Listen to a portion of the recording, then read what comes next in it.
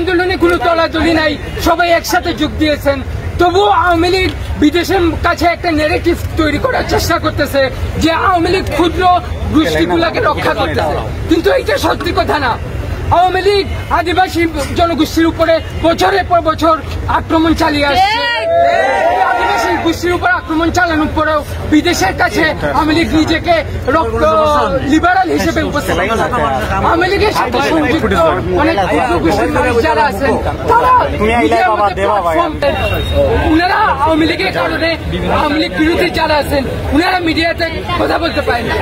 ফলে আওয়ামী লীগ যে এরকম একটা চেহারা বিশ্বের মাঝে উপস্থাপন করেছে সেই চেহারা মিথ্যা। আমি প্রতিবন্ধী ভাইদের এখানে কথা বলতে দেখেছি। আমাদের মৃত্যুকলী ইউনিভার্সিটি থেকে প্রতিবন্ধী ভাইরা এই আন্দোলনে, কোটা বিরোধী আন্দোলনে যোগ দিয়েছেন। আমাদের আদিবাসী ভাই বোনেরা কোটা বিরোধী আন্দোলনে যোগ দিয়েছেন। সব ক্ষুদ্র গোষ্ঠীর ভাই বোন যারা আছেন এই আন্দোলনে যোগ দিয়েছেন। কিন্তু আওয়ামী লীগ বিদেশের কাছে আর তাদের মিডিয়াতে এমন একটা ভাব ধরে রাখতে চায় যেন তারা ক্ষুদ্র গোষ্ঠীকে প্রোটেক্ট করতেছে। যেখানে ক্ষুদ্র গোষ্ঠী আওয়ামী লীগের বিরুদ্ধে কথা বলে সেখানেও আওয়ামী লীগ এই ভাবনাটা দেখায়। এই ভাবনা আমাদেরকে ধ্বংস করে দিতে হবে।